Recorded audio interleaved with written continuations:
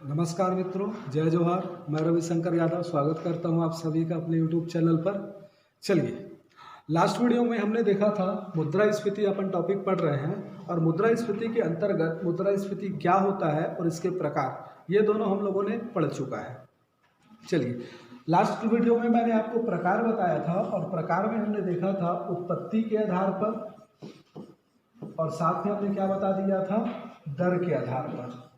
तो उत्पत्ति के आधार पर मैं बताया था मांगजन्य, लागत और आपूर्तिजन्य और संरचनात्मक मुद्रास्फीति, और साथ में दर के आधार पर भी बता दिया था रेंगती हुई, चलती हुई, चलती हुई, भागती हुई, दौड़ती हुई, और साथ में क्या आपका एक लास्ट बताए थे हाइपर या गैलोपिंग। अच्छा, एक पॉइंट ऐड करना है, उत्पत्ति में जो मांग जनित मुद्रास्फीति बताए थे जिसमें तरलता की मात्रा में वृद्धि के कारण जो मांग उत्पन्न होता है और उसके सापेक्ष आपूर्ति नहीं हो पाती, वहाँ पर आपको ना जो तरलता में वृद्धि के कारण है उस कारण में एक पॉइंट और ऐड करिएगा, जो है काले धन में वृद्धि, ब्लैक मनी। काले धन में भी वृद्धि होता है तो क्या होता है, मांग ज़्यादा बढ़ने लगता है, तरलता की मात्रा में वृद्धि होती है, तो उसको भी आप लोग रख लीजिएगा, ठीक है। चलिए, अब हम बढ़ेंगे कॉन्सेप्ट की ओर। कॉन्सेप्ट देखते हैं। आज की वीडियो में मैं आपको कॉन्सेप्ट समझाऊंगा, क्या क्या कॉन्सेप्ट इससे संबंधित है उसकी बात करेंगे। चलिए, तो आपको याद होगा लास्ट वीडियो में जो मैं दर के आधार पर मुद्रास्फीति बताया था, उसमें जो सबसे पहला था रेंगती हुई मुद्रास्फीति, जिसको मैं बताया था 3 to 5%। मैं बोला था कि ये जो मुद्रास्फीति है ये किसी भी अर्थव्यवस्था के लिए अच्छी मानी जाती है, ठीक है। क्यों अच्छी मानी जाती है? देखो, एक बात याद रखो, एक सर्कल में बता रही, सर्कल को याद रखना है। देखो, अर्थव्यवस्था में ये जो निवेशक होते हैं, निवेशक, ठीक है, निवेशक किसको बोला जाता है? जो इन्वेस्टमेंट करते हैं वो क्या कहलाते हैं? निवेशक बोलते हैं उनको, ठीक है। तो ये जो निवेशक होते हैं ये निवेश कब करेंगे? ये निवेश तभी करेंगे जब इनको फायदा होगा। भाई, हजारों करोड़ रुपए इन लोग क्या करते हैं, निवेश करते हैं, उद्योग लगाते हैं, उत्पादन करते हैं, तो ये निवेश तभी करेंगे जब क्या होगा, इनको फायदा होगा, ठीक। अब इनको फायदा होगा तो फायदा कब होगा? जब लाभ कब होगा? जब महंगाई थोड़ा सा बढ़ती रहे, थोड़ा महंगाई रहे, ज़्यादा नहीं, थोड़ा, तो इनको भी क्या होता है, लाभ की प्राप्ति होती है और ये क्या करते हैं, उत्साहित होते हैं निवेश करने के लिए। तो इसी चीज़ को मैं बता रहा हूँ, जब मुद्रास्फीति की दर 3 से 5% होती है तो इस कंडीशन में निवेशक क्या हो जाते हैं, उत्साहित होते हैं। निवेशक उत्साहित रहते हैं और ये उत्साहित होता है, इसलिए फिर ये क्या करते हैं, अर्थव्यवस्था में निवेश बढ़ाते हैं।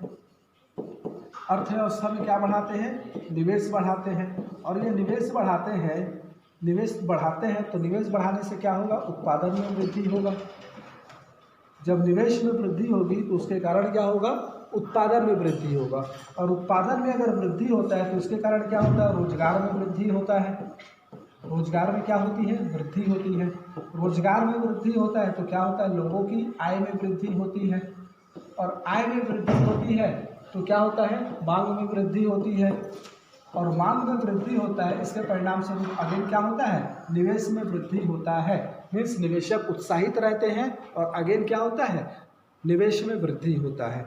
तो 3 से 5% मुद्रास्फीति को इसलिए अच्छा माना जाता है क्योंकि जब मुद्रास्फीति की दर अर्थव्यवस्था में 3 से 5% होती है तो इससे क्या हो जाते हैं, निवेशक उत्साहित बने रहते हैं, उनमें उत्साह बना रहता है और वो कंटिन्यू क्या करते हैं, निवेश बढ़ाते हैं। निवेश बढ़ाएंगे तो रोजगार में वृद्धि होता है, उत्पादन में वृद्धि होता है, उत्पादन में वृद्धि होगा तो रोजगार में वृद्धि होगी, रोजगार में वृद्धि होगी तो लोगों की आय में वृद्धि होगी, और आय में वृद्धि होगी तो पुनः मांग में वृद्धि होगी, और मांग में वृद्धि होगी तो फिर से क्या होगा, निवेश बढ़ेगा, ठीक। और यहीं पर से एक सर्कल और भी बना सकते हैं कि उत्पादन में वृद्धि होता है तो यहाँ पर क्या होता है, सरकार के आय में वृद्धि होती है कर के रूप में। जितना ज़्यादा उत्पादन होगा उतना ही ज़्यादा क्या होगा, सरकार का टैक्स बढ़ेगा, जीएसटी बढ़ेगा। वस्तुओं का उत्पादन होगा तो सरकार का टैक्स बढ़ेगा, ठीक है। तो सरकार के आय में वृद्धि होती है और सरकार भी अगेन क्या करती है, सरकार यहाँ पर निवेश करती है, जन कल्याणकारी नीति चलाती है या निवेश करती है, तो सरकार भी निवेश करती है और निवेश करेगी तो अगेन क्या होगा, रोजगार में वृद्धि होगा, और रोजगार में वृद्धि होगा तो फाइनली आय में वृद्धि होगा और फिर से क्या होता है, मांग में वृद्धि होती है। तो अर्थव्यवस्था क्या होता है, ये 3 से 5% की दर बनी रहती है अर्थव्यवस्था में मुद्रास्फीति की, तो हमारे देश में जो जीडीपी है वो बढ़ते रहता है, आर्थिक समृद्धि क्या है वो बढ़ती रहती है, किसी भी अर्थव्यवस्था की बात हो। ठीक है, इसीलिए बोला जाता है ये जो रेंगती हुई अर्थव्यवस्था होती है ये किसी भी देश के लिए या किसी भी अर्थव्यवस्था के लिए बहुत अच्छा संकेत होता है। ठीक, बात क्लियर हुआ। चलिए, तो इसलिए क्या होता है, रेंगती हुई अर्थव्यवस्था को अच्छा माना जाता है, आपको याद रखना है।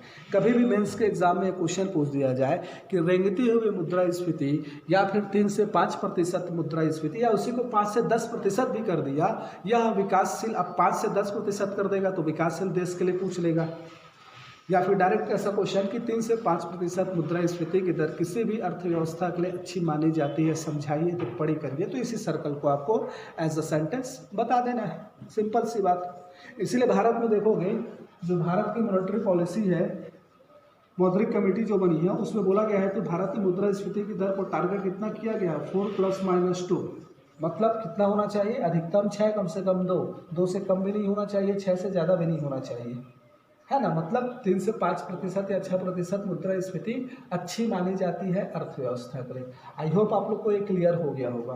तो हमने अभी तक देखा रेंगती हुई अर्थव्यवस्था या जो दर के आधार पर मुद्रास्फीति थी, इसमें मैं जो बताया था कि रेंगती हुई अर्थव्यवस्था या किसी भी अर्थव्यवस्था, रेंगती हुई मुद्रास्फीति या किसी भी अर्थव्यवस्था के लिए बेहतर मानी जाती है। क्यों मानी जाती है वो मैं आपको यहाँ बता दिया। ठीक, लास्ट वीडियो में हमने पढ़ा था इसको। अब बात आता है कि ये अवधारणा क्या है। चलो अब इसकी बात करते हैं। आज की क्लास में मैं इसी को बताऊंगा, फिर नेक्स्ट क्लास में हम मापन और प्रभाव देख लेंगे एक वीडियो में, और एक वीडियो में अपन पूरा क्या देखेंगे, उपाय देखेंगे। ठीक है, मौद्रिक एवं शाख नीति, मॉनेटरी पॉलिसीज में पढ़ना पड़ेगा आरबीआई का, सरकार क्या उपाय करती है, दूसरी तरफ आरबीआई क्या उपाय करता है, ये सब की हम, और प्रशासन क्या उपाय करता है, ये सब इसमें हम पढ़ेंगे। तो फिलहाल आज के हम वीडियो में क्या पढ़ेंगे, अवधारणा। चलिए इसकी बात करते हैं। अभी हम लोग, मैंने आपको बताया कि किसी कारणवश क्या होता है, अगर मांग ज़्यादा है अर्थव्यवस्था में तो क्या होता है, निवेशक उत्साहित होते हैं। अब मैं बोल दिया कि मांग अगर कम हो गया, कारण मैं बताऊंगा क्यों होगा, लेकिन मान लो मांग कम हो गया, तो मांग अगर कम हो जाएगा तो यहाँ पर जो निवेशक होंगे, ये निवेशक क्या हो जाएंगे, हतोत्साहित हो जाएंगे, हतोत्साहित हो जाएंगे।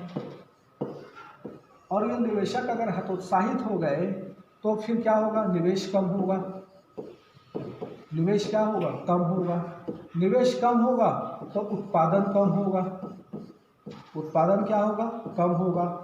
अगर ये उत्पादन कम होगा तो फिर क्या होगा, रोजगार में छटनी होगी, रोजगार क्या होगा, इसमें भी कमी आएगी, छटनी होगी। रोजगार कम होगा तो लोगों की क्या होगी, आय कम होगी, और लोगों की आय कम होगी तो अगेन क्या होगा, मांग कम होगा, और फिर से क्या हो जाएंगे, निवेशक और उत्साहित हो जाएंगे। ठीक है, तो अवधारणा के अंतर्गत ये सर्कल आप समझो, और सर्कल के अंतर्गत अब मैं पहला अवधारणा आपको बताना चाह रहा हूं, जिसको हम बोलते हैं डिफ्लेशन। डिफ्लेशन, या इसी को हम बोलते हैं क्या, मुद्रा संकुचन। अवधारणा में पहला कॉन्सेप्ट मुद्रा संकुचन। क्या, मुद्रा संकुचन। तो मुद्रा संकुचन क्या होता है, जब मुद्रास्फीति लंबे समय तक बनी रहती है, जब मुद्रास्फीति की दर निरंतर बढ़ते रहती है, ऐसा बोलो, जब मुद्रास्फीति की दर, अब इस सर्कल को याद रखना, इस सर्कल को मैं रिपीट लेके आऊंगा फिर से। हम पहला पढ़ रहे हैं क्या, मुद्रा संकुचन। मुद्रा संकुचन, या इसको मैं क्या बोल रहा हूँ, डिफ्लेशन। तो क्या बोला जा रहा है, जब मुद्रास्फीति की दर में, जब मुद्रास्फीति की दर में,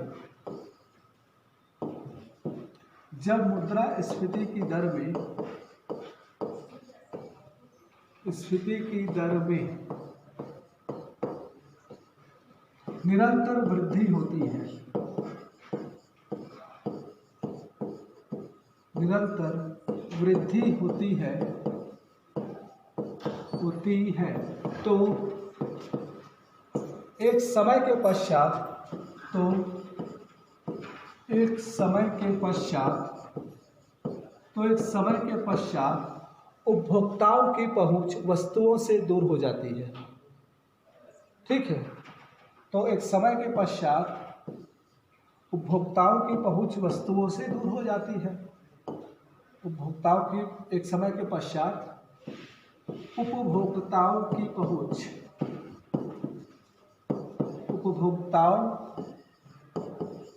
पहुंच वस्तुओं से दूर हो जाती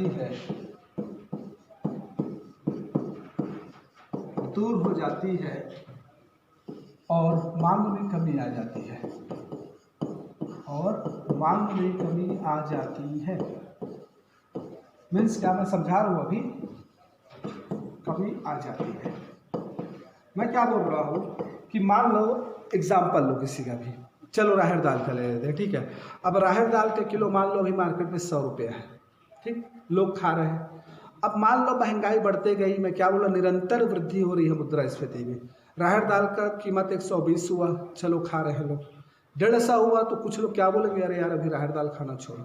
और बढ़ गया 180 तो और ज़्यादा लोग बोलेंगे राहड़ दाल खाना छोड़ो। और वही अगर 200 250 हो गया तो तब क्या होगा, लोग बोलेंगे नहीं भाई अब राहड़ दाल खाना ही छोड़ दो, हटाओ, कुछ और खा लेंगे उसके जगह, फिलहाल राहड़ दाल नहीं खाएंगे। मतलब क्या, उस राहड़ दाल तक पहुंच, उपभोक्ताओं की जो पहुंच थी वो क्या हो गई, कम हो गई, सीमित हो गई। तो अब क्या होगा, जब बहुत ज़्यादा बढ़ जाएगा राहड़ दाल का कीमत, तो उसकी मांग क्या हो जाएगी, कम हो जाएगी, है कि नहीं। लोग खाना ही बंद कर देंगे तो डिमांड ही नहीं रहेगा। उसी चीज़ को मैं बोल रहा हूँ यहाँ पर कि क्या, जब मुद्रास्फीति की दर में निरंतर वृद्धि होती है तो एक समय के पश्चात उपभोक्ताओं की पहुंच वस्तुओं से क्या हो जाती है, दूर हो जाती है। वस्तुओं से दूर हो जाती है, और साथ में या हो जाती है लिखा है ना, आप लोग को दिख नहीं होगा यहाँ पर। ठीक है, क्या यहाँ पर लिखा है, दूर हो जाती है। ठीक है, और मांग में कमी आ जाती है। ठीक है, तो मांग में क्या हो जाती है, कमी आ जाती है। अब मांग में कमी आ जाती है, उसके बाद होता क्या है, तो मांग में कमी आ जाती है जिससे निवेशक क्या हो जाते हैं, हतोत्साहित हो जाते हैं और निवेश कम होता है। परिणाम स्वरूप उत्पादन और रोजगार में भी क्या हो जाता है, कमी आ जाती है, और अंततः लोगों की आय में कम हो जाती है, जिससे मांग क्या हो जाता है, कम हो जाता है। ठीक है, और पुनः क्या हो जाते हैं, निवेशक हतोत्साहित हो जाते हैं। तो इसके आगे आपको 2 लाइन लिखना पड़ेगा इसी सर्कल को, कि क्या बोला, मांग में कमी आ जाती है जिससे निवेशक हतोत्साहित हो जाते हैं, और अर्थव्यवस्था में पुनः निवेश, उत्पादन और रोजगार में कमी आती है। मतलब यहाँ पर मांग में कमी हो जाती है और अर्थव्यवस्था में पुनः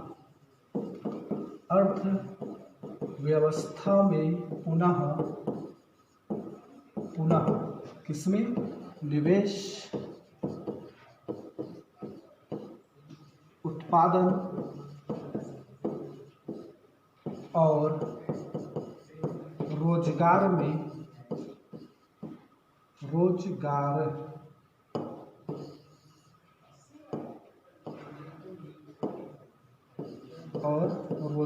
क्या हो जाती है, कमी आ जाती है। रोजगार में कमी आ जाती है। इसी स्थिति को क्या बोलते हैं, मुद्रा संकुचन या डिफ्लेशन की स्थिति बोलते हैं। तो याद रखिएगा, ये सर्कल बहुत इंपॉर्टेंट है जी, ये सर्कल को ना आप याद रखो, चाहे इस सर्कल को याद रखो, इसका जस्ट अपोजिट क्या है, आपका डिफ्लेशन की स्थिति है। मैं क्या बोला, अगर क्या हो गया, मांग में कमी हो जाएगी, अपोजिट अगर इसका देखिए तो मांग में कमी हो जाएगी तो निवेशक क्या हो जाएंगे, हतोत्साहित हो जाएंगे, निवेश कम होगा, उत्पादन कम होगा, रोजगार कम होगा, आय कम होगा, पुनः मांग कम हो जाएगी। ठीक, तो ये सर्कल बहुत इंपॉर्टेंट है, इसको याद रखिएगा। ठीक है, एक कॉन्सेप्ट है, क्यों अच्छा है 3 से 5%, तो ये कारण है। और इसी का जस्ट अपोजिट हो जाएगा, मांग कम हो जाएगा, तब क्या होगा, सब कुछ कम होने लगेगा, और इसी को बोला जाता है क्या, संकुचन, सिकुड़ती जाती है अर्थव्यवस्था। इसी स्थिति को क्या बोला जा रहा है, डिफ्लेशन। तो मैं क्या बोल रहा हूँ, जब मांग में कमी होती है, मतलब मुद्रास्फीति के दर में निरंतर वृद्धि होने के कारण एक समय के पश्चात उपभोक्ताओं की पहुंच क्या हो जाती है, वस्तुओं से दूर हो जाती है और मांग में कमी हो जाती है, जिसके कारण क्या होता है, निवेश, उत्पादन, रोजगार इत्यादि में कमी आती है। और इसी स्थिति को क्या बोल दिया जाता है, मुद्रा संकुचन की स्थिति। मतलब अर्थव्यवस्था क्या होती है, सिकुड़ती जाती है। तो मुद्रा संकुचन आई होप आप लोग को समझ में आ गया होगा। ठीक, अब मैं स्टार्ट करता हूँ दूसरा कॉन्सेप्ट। पहला कॉन्सेप्ट मैं क्या बोला, डिफ्लेशन। ठीक, अब इसके बाद है दूसरा क्या, रिसेशन।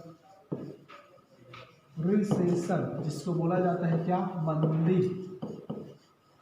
और उसके बाद आता है डिप्रेशन जिसको बोला जाता है महामंदी।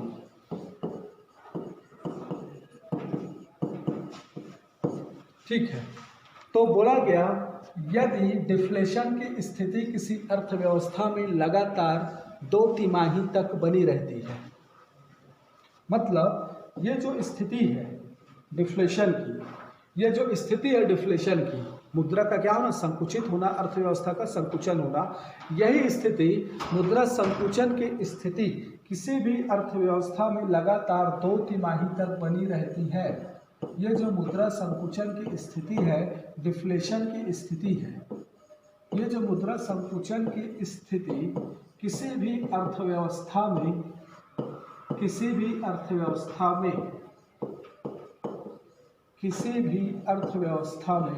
लगातार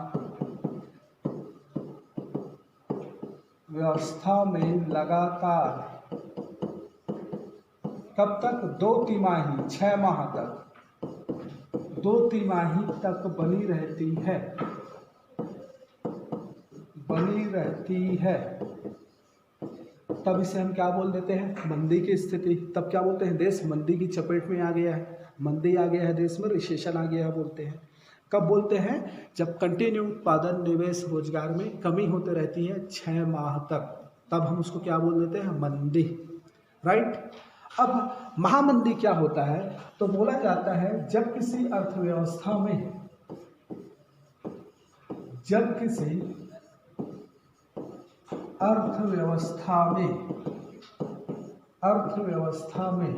लगातार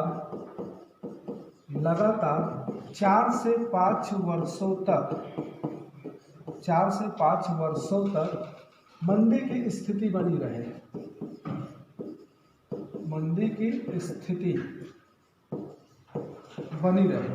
मतलब मुद्रा का संकुचन कंटिन्यू किसी अर्थव्यवस्था में हो रहा है 4 से 5 वर्षों तक, तब बोला जाता है कि उस देश में क्या आ गई है, महामंदी आ गई है।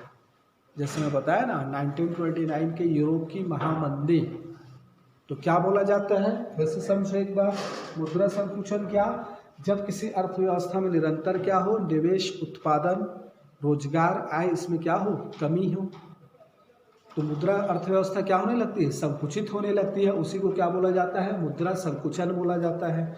और जब यही मुद्रा संकुचन की स्थिति किसी अर्थव्यवस्था में लगातार 2 तिमाही तक बनी रहे, 2 तिमाही तक, 6 माह तक कंटिन्यू बना रहे, तब उसको हम क्या बोल देते हैं, रिसेशन, मंदी। और यही जब मंदी की स्थिति किसी अर्थव्यवस्था में लगातार क्या बने रहे, 4 से 5 वर्षों तक बना रहे लगातार, तब उसको हम क्या बोल देते हैं, महामंदी। चलो, अब हमारा जो नेक्स्ट कॉन्सेप्ट है वो है हमारा रिफ्लेशन। क्या, रिफ्लेशन। हिंदी नाम में मैं थोड़ा कंफ्यूज हूँ, बाद में बताएंगे, हिंदी नाम है ना, फिलहाल इंग्लिश में ही नाम याद रखो, रिफ्लेशन। ठीक, रिफ्लेशन किसको बोलते हैं, अब समझना, ये जो आपका सर्कल है, मैं क्या बोला, मांग में कमी हो जाती है। ठीक, तो जब मंदी की स्थिति बने रहती है, मांग में कमी होती है, तो इस दौरान किसी कारणवश यदि इस मांग को हम लोग क्या करें, बढ़ा दें, मांग बढ़ा दें अर्थव्यवस्था में, किसी कारणवश क्या कर दिया जाए, इस अर्थव्यवस्था में मांग को बढ़ा दें। ठीक है, मांग बढ़ जाए तो क्या हो जाएगा, निवेशक उत्साहित हो जाएंगे। अगर मांग आ गया अर्थव्यवस्था में तो निवेशक क्या हो जाएंगे, उत्साहित हो जाएंगे। और निवेशक अगर हतोत्साहित की जगह उत्साहित हो गए, मांग के बढ़ने से उत्साहित हो गए ना, तो मांग को बढ़ा दिया गया, उत्साहित हो गए, तो निवेशक उत्साहित हो जाएंगे, तो निवेश बढ़ जाएगा, निवेश बढ़ेगा तो उत्पादन बढ़ जाएगा। मीन्स क्या, अगर निवेशक उत्साहित हो गए, किसी कारणवश मांग को बढ़ा दिया गया, तो क्या हो जाएगा, उत्साहित हो जाएंगे, निवेश बढ़ेगा, उत्पादन बढ़ेगा, रोजगार बढ़ेगा, आय बढ़ेगा, और फिर से क्या हो जाएगी, मांग बढ़ जाएगी और पुनः निवेश बढ़ेगा। मतलब अर्थव्यवस्था धीरे धीरे लाइन पे आ जाएगा। ठीक है, तो मैं क्या बोल रहा हूँ, जब किसी कारणवश हम इस मांग को बढ़ा दें तो निवेशक उत्साहित हो जाएंगे, निवेश बढ़ेगा, उत्पादन बढ़ेगा, रोजगार बढ़ेगा, आय बढ़ेगा और अंततः क्या होगा, फिर से मांग बढ़ेगा। तो क्या होता है, जब किसी अर्थव्यवस्था में मंदी की स्थिति होती है तो किसी भी अर्थव्यवस्था को मंदी की स्थिति से बाहर निकालने के लिए, मंदी की स्थिति से बाहर निकालने के लिए, बाहर निकालने के लिए, मैं क्या बोला, मंदी की स्थिति से बाहर निकालने के लिए सरकार क्या करती है, तो सरकार क्या करती है, सरकार केन्स के, इसको याद रखिएगा, एक अर्थशास्त्री है केन्स के पंप प्राइमिंग थ्योरी पर, केन्स के pump priming theory, pump priming theory पर कार्य करते हुए, पंप प्राइमिंग थ्योरी पर कार्य करते हुए अर्थव्यवस्था में आभासी मांग सृजित करती है, आभासी मांग सृजित करती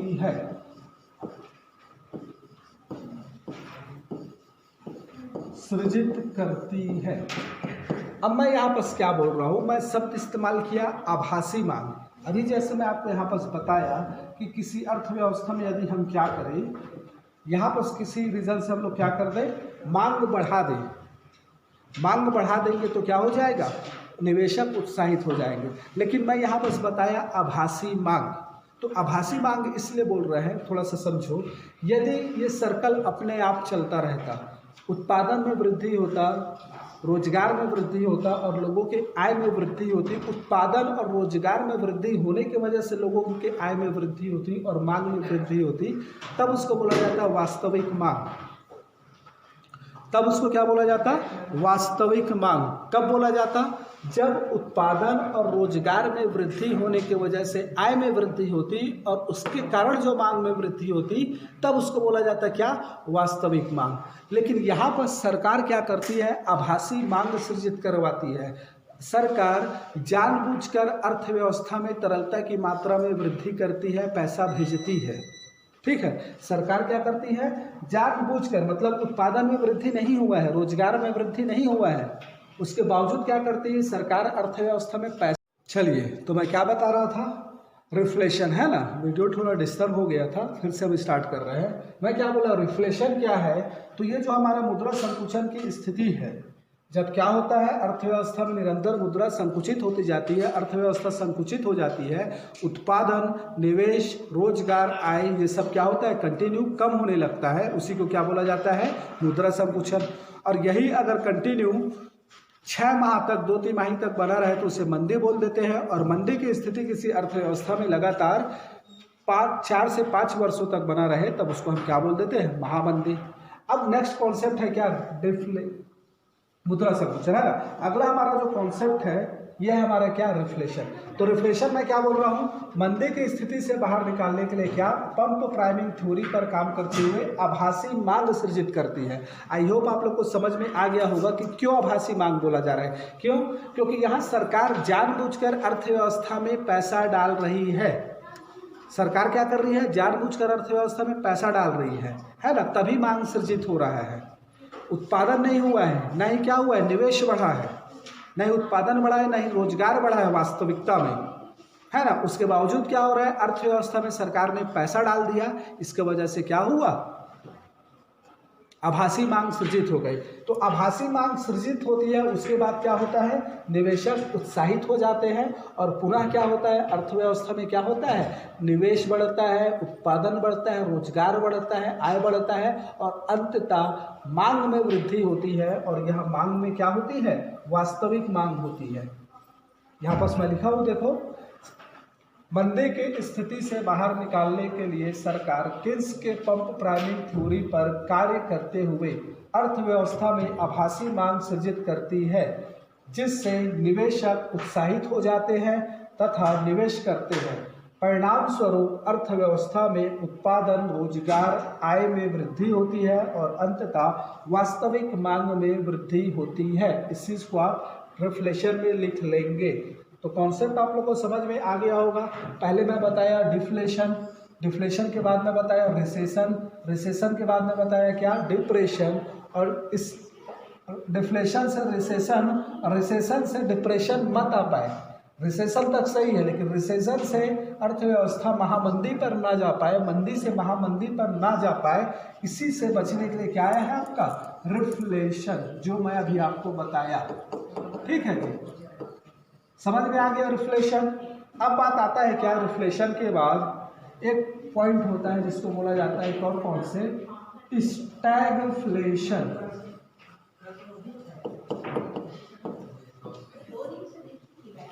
स्टैगफ्लेशन अब किसको बोलते हैं, तो स्टैगफ्लेशन का तात्पर्य होता है, वो क्या होता है, यह वह स्थिति है, एक ऐसी स्थिति, एक ऐसी स्थिति, एक ऐसी स्थिति जब अर्थव्यवस्था में, एक ऐसी स्थिति जब अर्थव्यवस्था में आर्थिक समृद्धि, आर्थिक समृद्धि, आर्थिक समृद्धि रुक जाती है, स्थिर हो जाती है, रुक या स्थिर हो जाती है, आर्थिक समृद्धि स्थिर हो जाती है, तो दूसरी ओर, तो दूसरी ओर मुद्रास्फीति निरंतर बढ़ती रहती है, मुद्रास्फीति निरंतर बढ़ती रहती है। बात समझ रहे हो क्या बोल रहा हो, मतलब एक ऐसी स्थिति, तो एक तरफ तो ना ही उत्पादन हो रहा है, ना ही निवेश हो रहा है, ना ही रोजगार में वृद्धि हो रही है, ये सब नहीं हो रहा है, आर्थिक समृद्धि पूरा ठप पड़ चुका है, स्थिर हो चुकी है, रुक चुकी है, लेकिन महंगाई बढ़ रहा है, कंटिन्यू महंगाई बढ़ते जा रहा है। तो इस स्थिति में मुद्रास्फीति के पीछे जो कारण होता है, यहाँ मुद्रास्फीति का कारण जो होता है वो संरचनात्मक होता है। यहाँ मुद्रास्फीति का कारण, मुद्रास्फीति का कारण संरचनात्मक होता है। ठीक है, याद रखिएगा, यहाँ मुद्रास्फीति का कारण संरचनात्मक, संरचनात्मक कारण होता है। मीन्स क्या, कालाबाजारी, मुनाफाखोरी इत्यादि के कारण क्या होता है, एक तरफ तो जीडीपी रुक गया है, आर्थिक समृद्धि नहीं हो रहा है, लेकिन मुनाफाखोरी, कालाबाजारी के कारण कंटिन्यू महंगाई में क्या हो रही है, वृद्धि होती जा रही है। तो इसी को क्या बोला जाता है, डिसइन्फ्लेशन। याद रखिएगा, ठीक है। तो डिसइन्फ्लेशन क्या है, क्लियर हुआ। तो हमने क्या क्या देखा, हमने देखा आपका क्या, डिफ्लेशन, उसके बाद हमने देखा रिसेशन, उसके बाद डिप्रेशन और रिफ्लेशन, और उसके बाद क्या, स्टैग्नेशन। एक और कॉन्सेप्ट होता है, उसको भी आपको समझो, वो होता है डिसइन्फ्लेशन।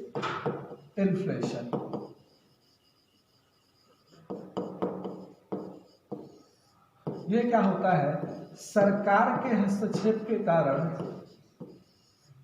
एक ऐसी स्थिति जब सरकार के हस्तक्षेप के कारण, हस्तक्षेप के कारण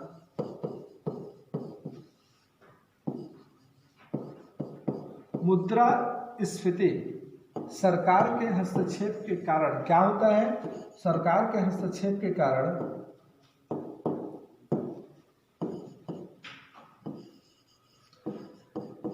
मुद्रास्फीति के बढ़ने के दर में, मुद्रास्फीति के बढ़ने के दर में कमी आती है, दर में कमी आती है, या ज्यादा तेजी से मुद्रास्फीति नहीं बढ़ पाती, ज्यादा तेजी से मुद्रास्फीति नहीं बढ़ पाती।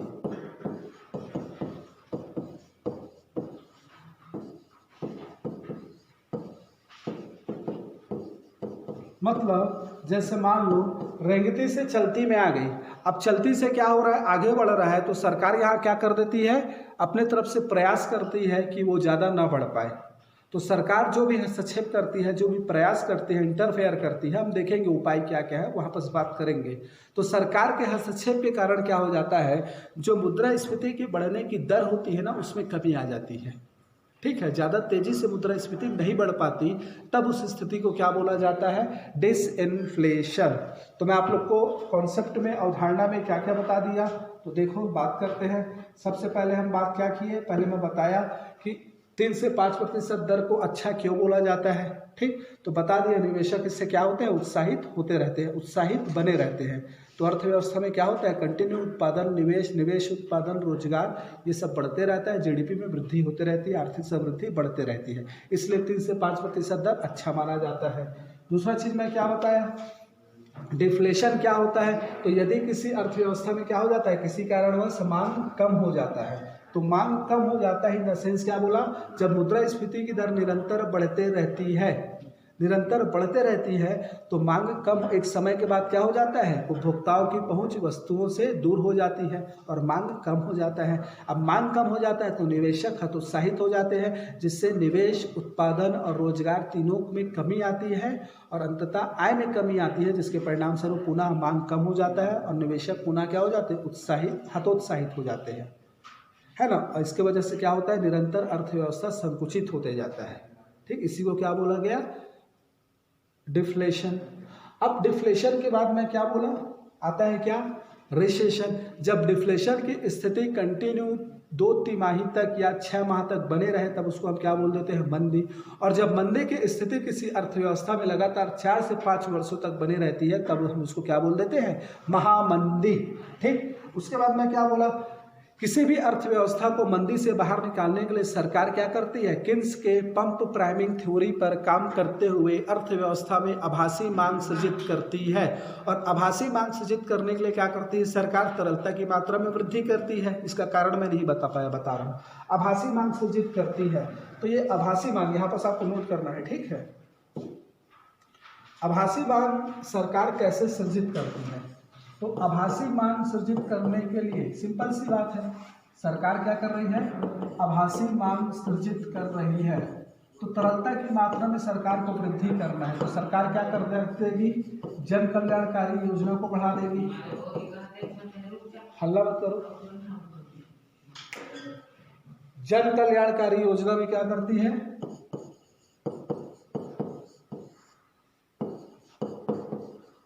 जन कल्याणकारी योजना में सरकार क्या कर देती है, वृद्धि कर देती है, मनरेगा का कार्यक्रम को बढ़ा देगी, ठीक है, या अन्य कोई योजना चला देगी जिससे क्या हो जाए, पैसा चले जाए। या आप बोल सकते हो क्या, ब्याज दर में सरकार क्या करेगी, कमी करेगी, अधिक से अधिक क्या करे, लोग लोन लेकर के तो ब्याज दर को क्या करना, कम कर देना। या आप बोल सकते हो सरकार क्या करेगी, राजस्व व्यय बढ़ाएगी, अपना राजस्व व्यय बढ़ाएगी, भत्ते वत्ते प्रदान करेगी, सैलरी बढ़ा देगी, या सरकार क्या करेगी, रोजगार सृजित करेगी। तो ये कुछ कारण होते हैं जिससे क्या होते हैं, ये सब सरकार करेगी, लेकिन या सरकार अपना निवेश बढ़ाएगी, ठीक है। तो किसी भी माध्यम से, इन उपरोक्त माध्यम से सरकार क्या करती है, अर्थव्यवस्था में आभासी मांग सृजित करती है। और आभासी मांग सृजित होता है तो आभासी मांग के सृजित होने के बाद क्या हो जाता है, निवेशक उत्साहित हो जाते हैं और वो निवेश करना प्रारंभ करते हैं। अब वो निवेश करना प्रारंभ कर रहे हैं तो उत्पादन फिर से बढ़ेगा, फिर से रोजगार बढ़ेगा, फिर से आय में वृद्धि होगी और फिर से एक बार मांग सृजित होगा। और ये मांग जो होगा वो क्या होगा, वास्तविक मांग होगा। अंततः क्या होता है, वास्तविक मांग सृजित होती है और अर्थव्यवस्था पटरी में आना प्रारंभ करती है। इस रिफ्लेशन के बाद मैं क्या बताया, स्टैग्नेशन, एक ऐसी स्थिति जहां आर्थिक समृद्धि तो स्थिर हो जाती है परंतु मुद्रास्फीति में निरंतर क्या होता है, वृद्धि होता है। यहाँ मुद्रास्फीति के पीछे कौन सा कारण होता है, संरचनात्मक कारण होता है। बात क्लियर, ठीक। लास्ट क्या मैं बताया, डिसइन्फ्लेशन, जब सरकार के हस्तक्षेप के कारण क्या होता है, मुद्रास्फीति के बढ़ने की दर में क्या आती है, कमी आती है, तेजी से मुद्रास्फीति नहीं बढ़ पाती, तब उसको हम क्या बोलते हैं, डिसइन्फ्लेशन। तो ये हमारा कॉन्सेप्ट कंप्लीट हुआ। अब मैं नेक्स्ट वीडियो में आपको इसका मापन कैसे करते हैं और इसका प्रभाव क्या होता है इसकी हम बात करेंगे, ठीक है। चलिए मिलते हैं नेक्स्ट क्लास में।